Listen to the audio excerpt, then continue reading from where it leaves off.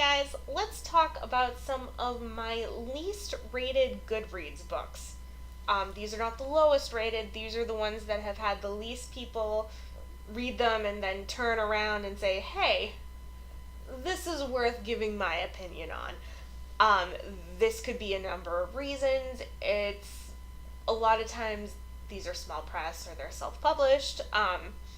It's not necessarily an indictment of the quality. A lot of times it is marketing and just like the audience it's able to reach. There, I won't. There is a little garbage down here, but um, there's also some stuff that really I think deserves more attention than it got. So I'm sort of excited to like share the least seen stuff that is on my Goodreads list. So here it is. So the number 10 least rated is Bound to Be a Groom by Megan Mullery. It is part of her Regency Reimagined series. It takes place in the early 1800s. It involves a woman who was raised in a convent. She was having an affair with one of her best friends, then she's married off, and then she brings her friend along as a servant, and then her friend marries, a friend of her husband, and basically between the four of them there is a lot of sex. Like, lots of sex. Like, in every configuration. If this entire thing sounds like a setup for porn, that's exactly what it is. It's pretty much what it says on the tin. Really, really hot bisexual Regency era porn. If you like that kind of thing, this is... I mean, there are at least 3 books in the series, and I've read them. There might be more, and I would read them. So, yeah. Yeah. Good shit.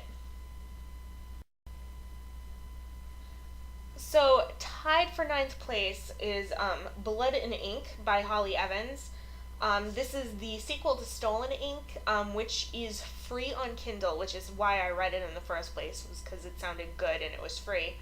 I really enjoyed the first book. I don't think the second book really lived up to it. It's self-published. Both books could have used like one more good edit. I don't think it held continuity between the first and second book very well. I really enjoyed the first one. I did not really enjoy the second one, and I did not keep reading the series. So, tied for number 9 is 24/7 by J.A. Rock, which is part of the Subs Club series. It is book number 4. Let's see, it has 238 ratings on Goodreads. It is a 3.73 there. I gave it a 5. I really, really loved this book. I can kind of see why it was lower rated or less rated than the other ones. The previous entries in the series were mostly like all male. This is of the Subs Club, which is a group of friends. This is the one character who is bisexual, so he is in an arrangement with a married couple. Some readers who started like the book expecting like just guy on guy, they got some peanut butter up in their jelly. On top of which, there is kind of a lightheartedness to the series, despite there also being some serious subject matter, and like this one is like a lot more of the serious subject matter. This character kind of uses BDSM as a method by which to punish himself, which is not safe, sane, or consensual. All of which gets addressed within the context of the story, but it is pretty intense and it is sometimes straight up hard to read. It is a very, very good book, and I wholeheartedly recommend it. So yes, that's the Subs Club. So number 8, Supernatural, The Dogs of Edinburgh. Edinburgh, that place in Scotland. It is a graphic novel by Brian Wood. It's 235 ratings, 3.41 on Goodreads. I think that's wicked generous. I gave it 2. I think that's probably also generous. It was really not good. Like, even if if somebody had read, not not read, if somebody had watched the first 4 episodes of Supernatural, this show that I don't know when this thing was published, but like the, Supernatural's been on for like 13 seasons. Like if you watch the first 4 episodes and like actually watch them, you would like have a better idea of the characterization than the writer did. And I've read other Brian Wood stuff, and I don't remember it being this bad. That I don't really remember it at all, so I guess it's not like a glowing recommendation. But, ugh, God, just no sense of character. Like, they fly all the way to Scotland. There's just no mention that Dean hates flying. Um, Basically, the main thrust of the story happens like early in season 1, but there is a flashback to 2 years prior, during which time Sam either would have been involved with Jess then, or when he came back he would have been, Jess would have died, but she has never mentioned it at all, even though he's having this like pseudo romance with this like mysterious girl who, like, it's not good. It is not good at all. And like the art is like, pooh, like it doesn't look like the characters, but that's actually like, it's really hard to make comic book characters look like real people, and I don't really think you necessarily should, because there becomes like an uncanny valley situation if you make it like too true to life. But they didn't even look like the same people from panel to panel. Whereas like the love interest, she looked fine. So clearly, like, the artist could art. He just, I think it's like every panel, instead of like going off what he previously did, he like would look at a different screenshot, and in every different panel he would screw up in a different way. This is way meaner than it needs to be. Just Supernatural, Dogs of Edinburgh, do not recommend. Alright, so number 7 is By the Book by Scarlett Parrish. It has 156 ratings on Goodreads. Goodreads rated a 3.63. I rated it a 4. I read it in 2012. I honestly don't remember it very well. I know it involves a threesome situation. I think it's the guy who wants to hook up with a guy, so like his wife or his girlfriend arranges it, and it's like a like sexy thing, but I don't remember hating it. I don't remember loving it. It's there. Alright, number 6 is Liberty and Other Stories by Alexis Hall. It has 146 ratings. It is a 4.58 on Goodreads. I gave it a 5. I really, really loved it. This is a bunch of short stories with having to do with Alexis Hall, their Prosperity universe. You would really have to read Prosperity to understand Liberty and Other Stories. This is not a hardship. You totally should. Like, sky pirates and like steampunk, and it's such a good book. It's amazing. Like, it's one of my favorites, and I really need to buy it so I can have it like in paperback and not just on my Kindle. Yeah, and the stories like are good too, because I mean, I think some are probably better than others. Like, I remember some better, and like, but none of them feel like a waste of time. All of them add something to the characters that they deal with. So yeah, definitely, check it out. Check out Prosperity and check out Liberty and Other Stories. Alright, number 5, Counterbalance by Aidan Wayne. 114 ratings on Goodreads, 3.69. I gave it a 3. I believe this was about a male-male romance that takes place in, I believe, like, Cirque du Soleil, or like a similar cirque. It takes place in Montreal. between like a stagehand and one of the performers. And I remember I wanted to like this one more than I actually did. It's really hard to set up a compelling romance in like not a lot of pages, because I believe this is a novella. I don't remember exactly how long it is, but it's pretty short, and I don't. It just didn't quite get me there. But it was fine, and I'm pretty sure it's like 99 cents. So if you're like want like a cute little Cirque du Soleil romance, like go for it. So number 4 is the Riverrun trilogy by S.P. Somtow.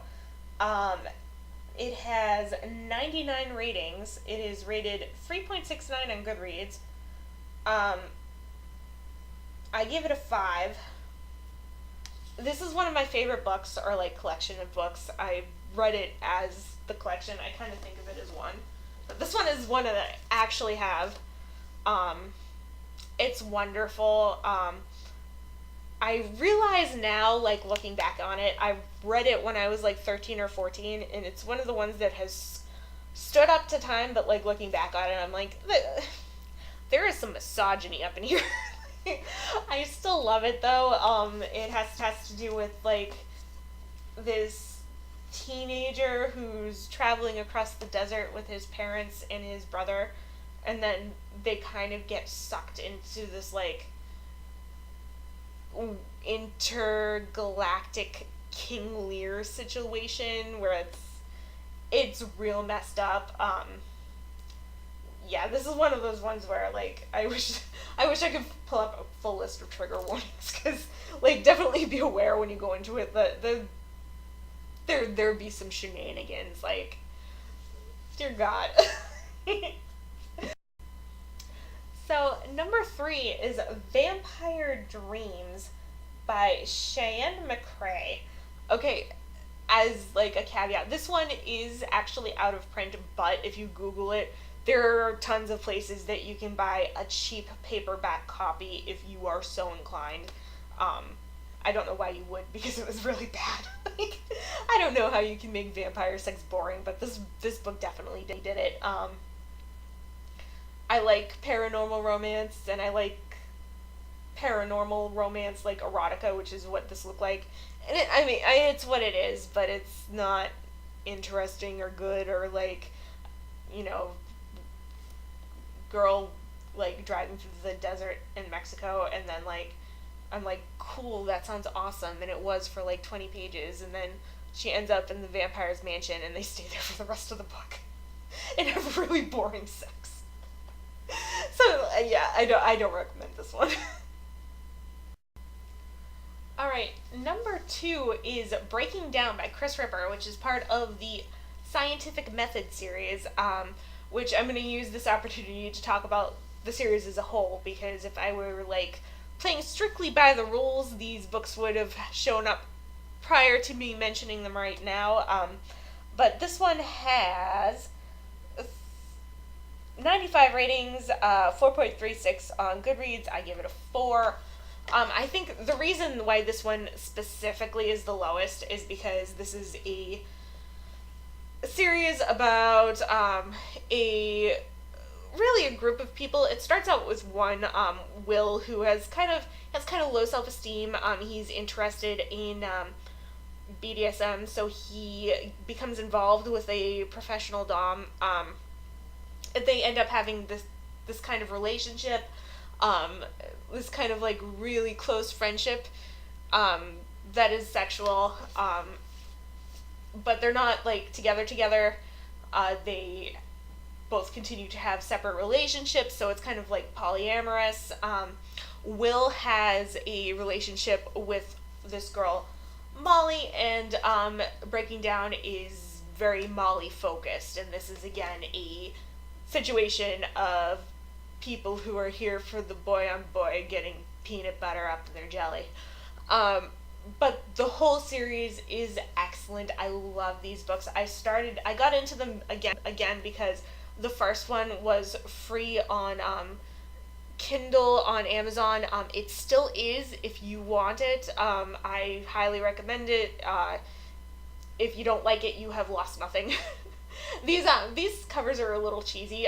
The Kindle covers are actually a lot nicer. They're like silhouettes and they're color blocked. They're just I really really enjoy these series. I've actually got the next book as well called Roller Coasters. I haven't read it yet because I read these first books in like one go, and I'm like I haven't done anything else in like 2 weeks. So there will be more that I will read hopefully soon. Like I really love these books. And last but not least, we have Mindscape by Tal Vellante, which has 36 ratings, which is miserable. Like, I don't know how it has so few. Like, it's not a bad book. It's pretty good. Like, I can see how it's not to everyone's taste, but 36 is bad, man. And even, like, a 3.41, like, it's better than that. It really is. It's about this guy who's like he was a prisoner of war in the future. Like he was captured by an alien race, and he is basically trapped in his own head. So his boyfriend or husband is looking to pull him out of like the cage in his brain, and he finds basically a psychic to help him do it. I'm wondering if maybe the fact that, like, there ends up being, like, some confusion where, like, the psychic kind of thing has a thing for, like, the husband, and it kind of wraps up a little too neatly. It's not perfect, but it's definitely not, like, 3.41 30 some odd ratings bad. And it's another one where it's only, like, 99 cents. So, like, if you're looking for some weird, like, yeah, Mindscape by Tal Vellante, give it a shot. It deserves a much better shake than it got. Alright, I think that's all I've got. Thank you so much for watching. If you have any questions, comments, suggestions for, like, other books that are, like, maybe underrated or underknown, give them to me. I love boosting authors who need a boost. I love being the booster. Yeah, thanks so much for watching. Bye.